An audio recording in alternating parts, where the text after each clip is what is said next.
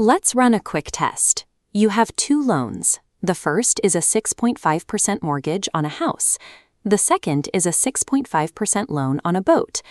Conventional wisdom places these two purchases at opposite ends of the spectrum. Buying a house builds equity in a stable asset, while financing a boat pays for a toy that drops in value. The bank doesn't care what you bought.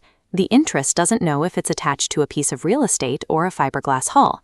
These are two identical machines, draining money at the exact same rate. Every loan, no matter what it finances, is exactly the same transaction. Someone hands you cash today, and you agree to hand back a larger amount of cash later. This diagram shows the only variable that actually dictates whether a loan builds wealth or destroys it. Economists call it the spread. It is one simple comparison: the rate you are paying to borrow versus the yield your own cash could earn elsewhere. When a loan quietly drains you, the culprit is a mathematical spread you failed to calculate. Consider a highly disciplined saver carrying a $6,500 balance on a credit card. Like roughly half of Americans with cards today, her interest rate sits around 22%. She pays well above the minimum, about $220 a month. At that pace, it takes just over 3 years to clear the balance, handing the bank roughly $1,800 in pure interest. That cost arrives as a monthly $130 charge, blending in with the phone bill. A high-yield savings account pays 4%. A stock portfolio averages near 10%. Next to them is the towering 22% loss to the credit card yearly. Erasing that balance is mathematically identical to finding a guaranteed, risk-free 22% return. Furthermore, when you earn a 10% return in the stock market, the government takes a cut. When you stop paying 22% in interest, there is no tax applied to the expense you just eliminated. Eliminating a high-interest balance creates a guaranteed, completely tax-free 22% yield, the highest-performing financial investment most people will ever find. Now look at the exact opposite approach.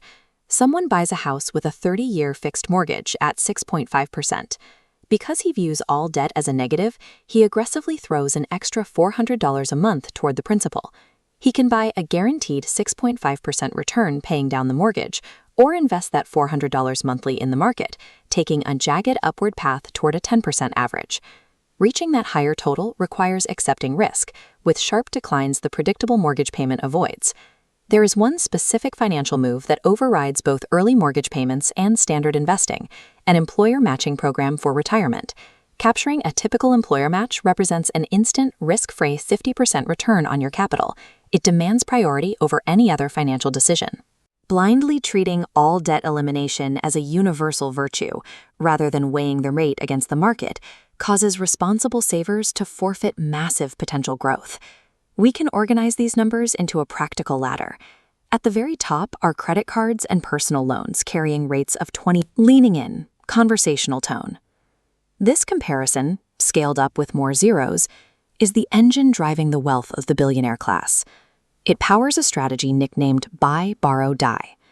Instead of selling an asset and triggering a tax bill, the wealthy borrow against that asset at low interest rates, letting the original investments continue to grow. This debt leveraging tactic is so powerful, it has drawn direct legislative targeting from prominent U.S. senators. Lawmakers have drafted specific proposals aimed squarely at closing this mathematical loophole.